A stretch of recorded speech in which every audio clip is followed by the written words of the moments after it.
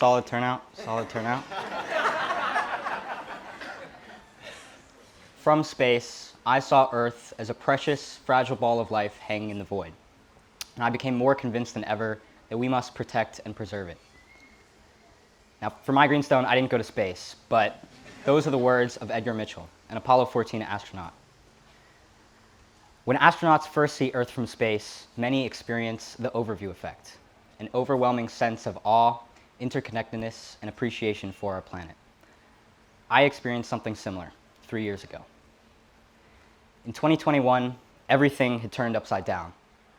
I was here in New York City, where I had been my whole life, and in what felt like a brief moment, windowless classrooms in a school we called the Brick Prison became open-air bamboo structures in the jungle.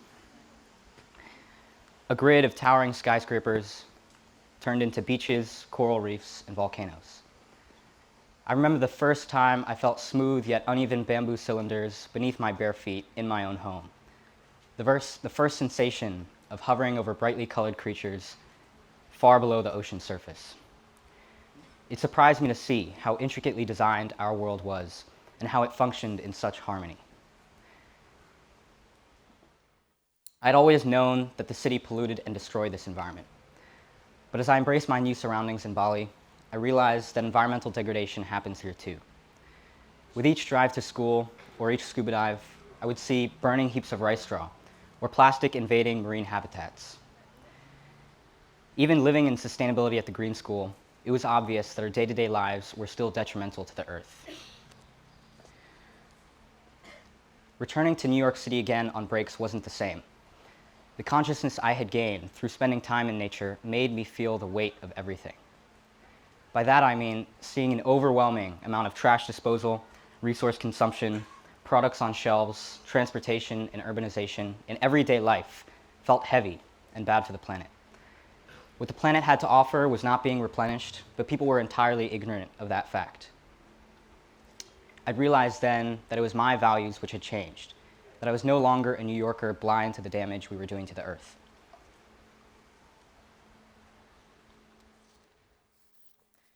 Trips back and forth showed me that everything was rooted in our values.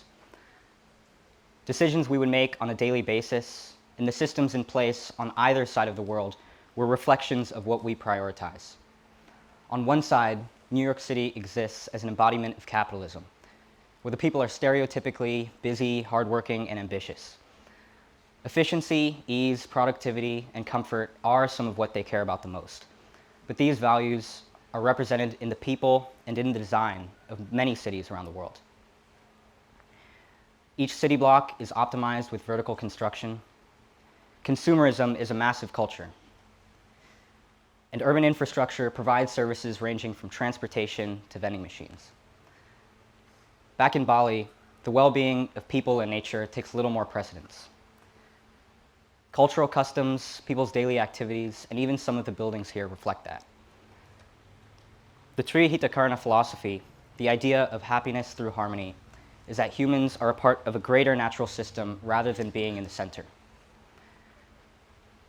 Offerings are made each day, and ceremonies around the island are a daily occurrence as well. Organizations and projects for sustainability and conservation are everywhere. In fact, all of us chose to be here today in this hot, stony Sankep because we're willing to sacrifice some comfort to be part of the Green School community. Trips back and forth showed me that everything was rooted in our values, as I said before.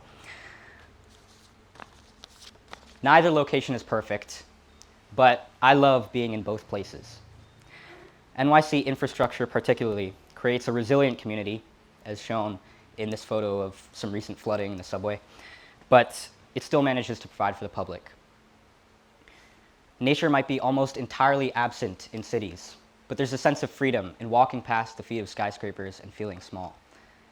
It's the urban setting that excites me, and I think a lot of us, and feels like the future. And valuing convenience, efficiency, ease, and comfort is a path to a higher standard quality of life. I hope I don't need to explain Bali to you. Bali is a wonderful place, and I'm certain that we all share the feeling of being lucky to live in such a beautiful place. Here, valuing human connection with nature and the well-being of our planet is the path to a more harmonious world. I developed the opinion that people should not have to sacrifice their values, like efficiency, convenience, comfort, and ease, to be able to simply exist on Earth without harming it. The values held in both places are important for a progressive future. So the question arose, how could we bridge these opposite worlds and these opposing values and create a future, a sustainable future, which bridges both values and allows us to be not detrimental to the Earth? When my values were bridged, it was because my environment made me feel the overview effect. So if I'm to help others adopt both value sets and create a future which embodies this, changing people's surroundings seems like the most promising way to start. But as I learned more about today's architecture, I learned that the future is urban.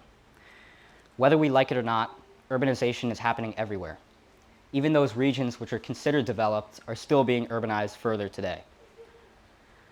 Now, after all I had seen, I knew urbanization was not a good thing for the environment, but I soon learned just how serious it was. According to ArcDaily, the most visited platform for design and architecture communities, 70% is the share of global energy-related greenhouse gas emissions attributed to cities. This is despite cities occupying only 3% of the Earth's land. And just so you know, energy-related greenhouse gas emissions are the majority of greenhouse gas emissions. 230 billion square meters is the area that will be added to cities around the world in the next 40 years. This is the equivalent of an area the size of Paris being added every single week.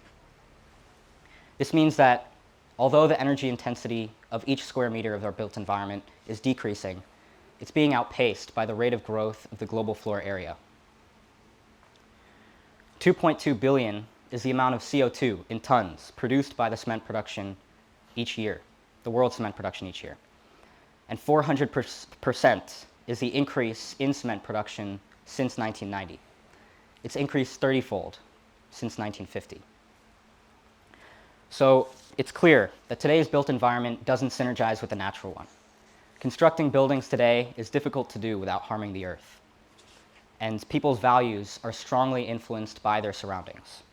So what was the solution? How could I start transforming our built environment, our increasingly urban built environment, to stand in harmony with nature, bridge people's values, and more? This is a problem that humanity has yet to solve and is one of the biggest that we face today. Well, through exploring my interests, I learned that merging design, technology, and sustainability can offer an answer. Design brings creativity and human-centric thinking, ensuring that solutions are not only functional, but beautiful. Technology offers the tools and innovation needed to implement these designs in a way that's accessible, convenient, and quick, allowing people to go through processes with ease. Sustainability ensures longevity. Sustainability ensures longevity and makes us all consider preserving human and ecological health.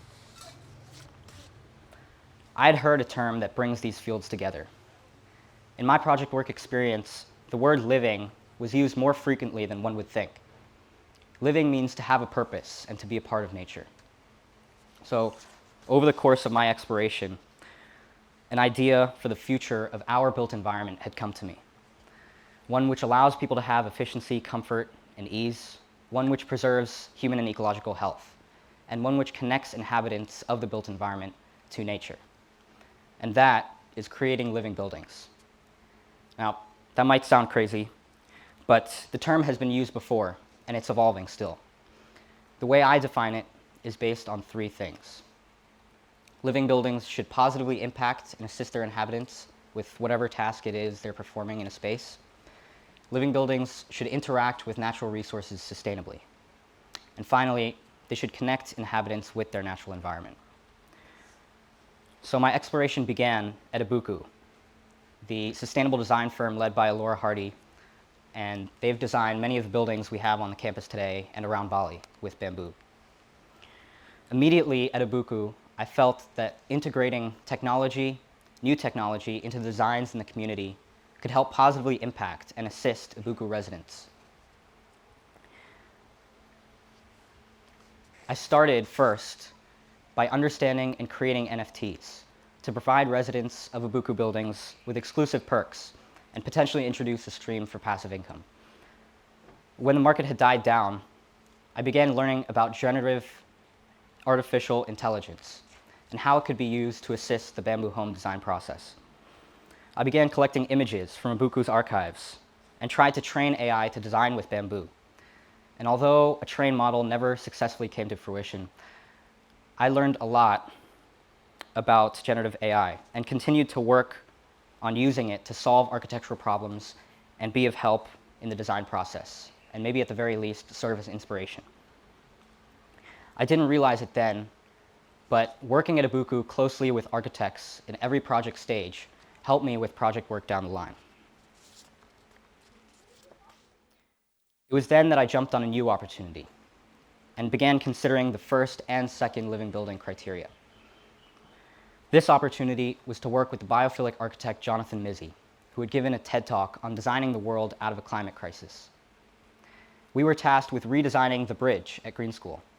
And since I joined the project at its inception in January 2023, I picked up many skills working closely with our dedicated mentors and our team of students, which has narrowed down to a small core group. We went through many phases of an architecture project, like site analysis, briefing, concept design, technical design, and fundraising.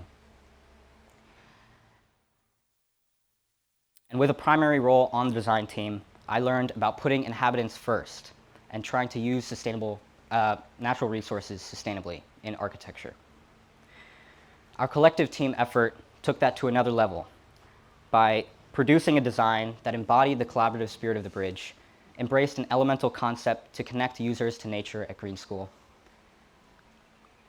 and allowed the community to work there productively and comfortably.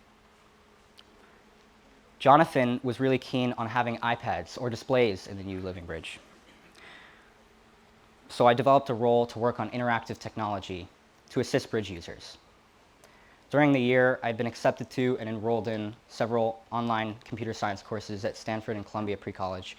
So my friend Eamon and I came up with the idea of a web app, allowing bridge users to connect with any person, project, or program in the community. As we designed it, my coding skills improved exponentially. And now I'm proud to say that we've designed an on-campus space which meets living building standards. Not only that, with the amazing campaign we've put together, we're super close to our goal of raising $80,000 for funding its construction later this year.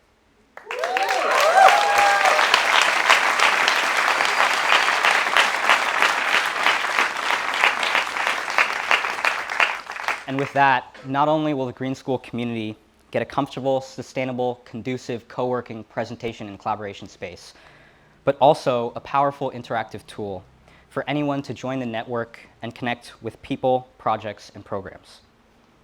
And from an elemental concept to the materials to the regenerative systems, it makes users conscious of our active connection with nature in every part of the design.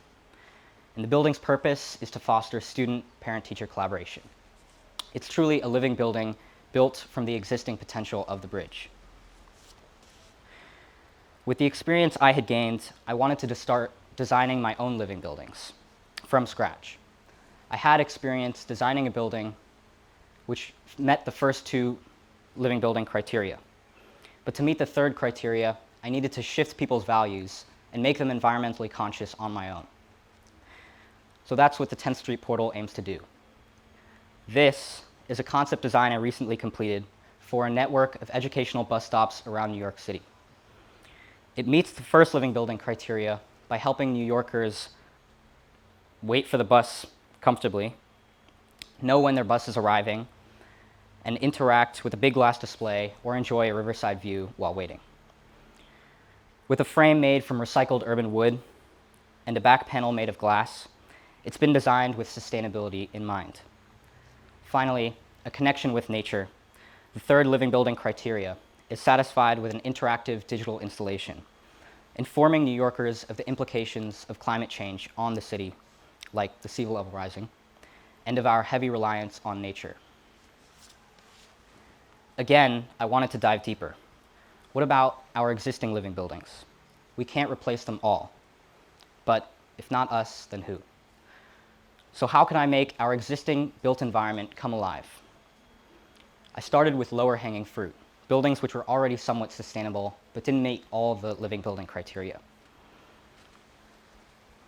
Having explored interactive technology with the Bridge web app and the 10th Street Portal installation, I realized that this connection between inhabitants and nature could be made virtually. So I began building software, and this software is called Habitat. Habitat shows people that they're essentially saving the world by using sustainable architecture. In doing so, it aims to shift their values, helping them understand that without any extra effort or sacrifice, they can have a positive impact just by making decisions about which buildings to use. This promotes sustainable architecture for firms, encourages sustainable investments for facility owners, and influences sustainable decision-making for people.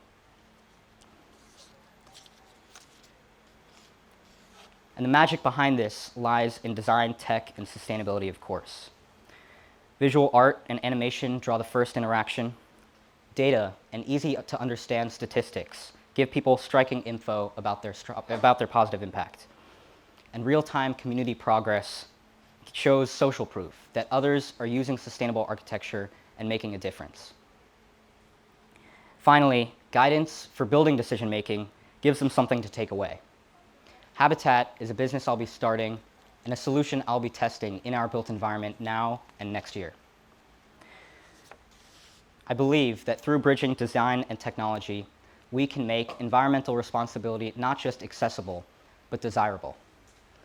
We can pave the way and create an interconnected future through living buildings, and pave the way for us and all that we care for to coexist in harmony. By embarking on this journey and creating living buildings, I hope to recreate the overview effects that I had in a life-changing journey for others in one experience. Thank you.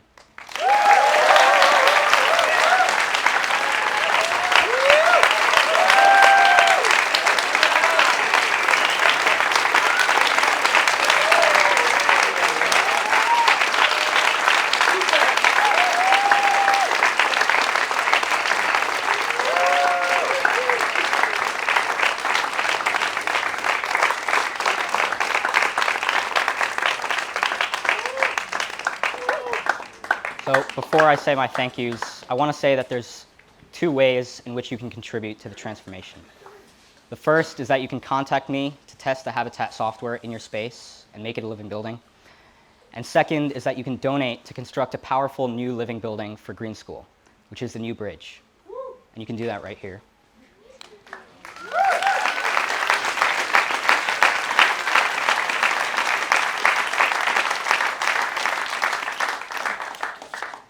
I'd first like to thank Peck George, Ibu Harriet, and my parents for being there to guide me through this Greenstone process.